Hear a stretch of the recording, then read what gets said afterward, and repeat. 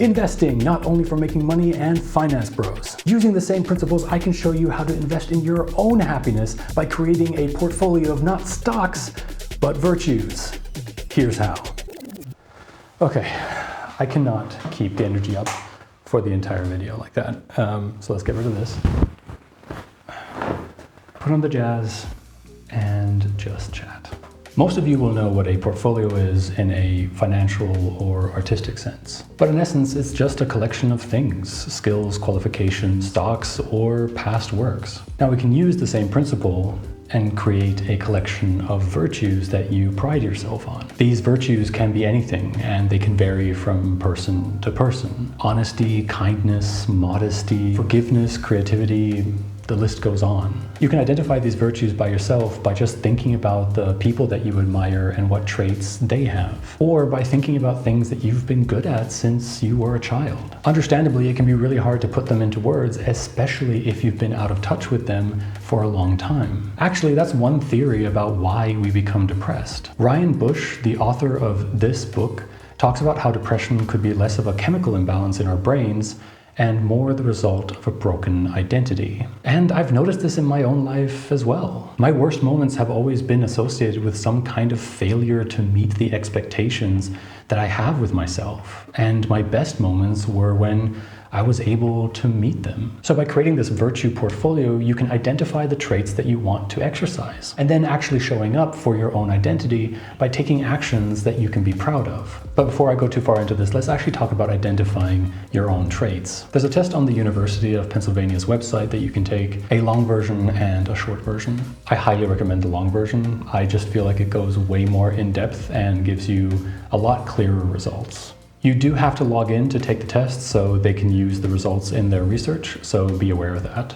The link is in the description if you're interested. But of course, you're not limited to what this test tells you. It's just a start, and then you can create your own portfolio your own way. According to the test, my top 5 strengths are kindness, open-mindedness, authenticity, forgiveness, and at number 1, fairness. Now, I don't completely agree with all of these. Fairness being number 1 feels a little bit weird to me, because isn't that just being a decent human being? But I definitely agree with authenticity, critical thinking, and kindness. And I have noticed that not living these traits really affects my mood. I see myself as an athletic, self-disciplined, and hard-working person. I put this image out into the world through this channel, my social media, and even to my friends. So on days that I don't show discipline or don't exercise, I feel like I'm not being authentic, and it has caused spirals in the past. The idea is that after you've created this virtue portfolio, you can hone in on the traits that you hold most dear, and then invest in them by seeking ways to exercise them. Critical thinking is a perfect example of this for me. I love learning new things and articulating how I feel about a topic. Making these videos is a perfect way that I can exercise this virtue. It gives me a reason to seek out new topics and spend time thinking about them, and it makes me feel great. Also, my private vlog series from last year helped me a lot with identifying triggers for my depressive episodes. I never connected those triggers to just being the opposite of my virtues. But learning about the virtue portfolio now, I started seeing the connections. Binge eating and drinking went against the self-disciplined person I want to be, so I was being inauthentic. When I went through my old journals and started focusing on all the mistakes I made in the past, it went against my virtue of forgiveness. And once I had someone in my life to show kindness to, I felt a happiness that I hadn't in a long time. Journaling your experiences can be so helpful in identifying your virtues. And it can be as simple as just writing down when you're at the extremes of your emotions. What were you doing when you were feeling really great? Or what were you thinking when you felt really bad? After doing this for a few weeks, you'll start noticing a pattern. This is one of the best ways to see what you truly care about. And then you can work towards finding ways to positively promote that. The reason this works so well is that we are completely unaffected when someone criticizes us for something that we don't see as part of our identity, whether we realize it or not. Someone telling me that I'm a bad musician isn't going to affect me at all.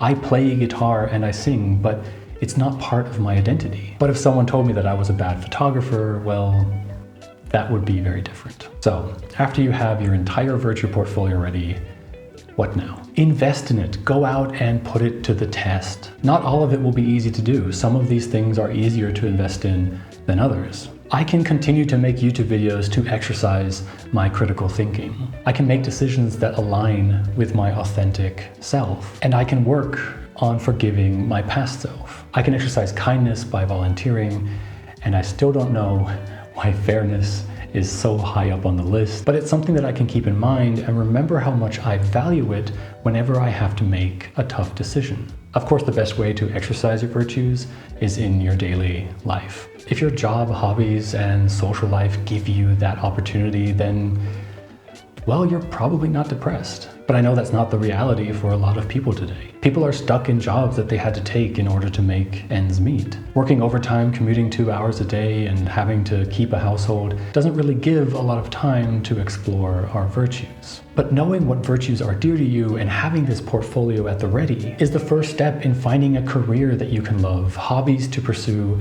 and relationships to form. So start investing in yourself. Thanks for watching. See you soon. Peace.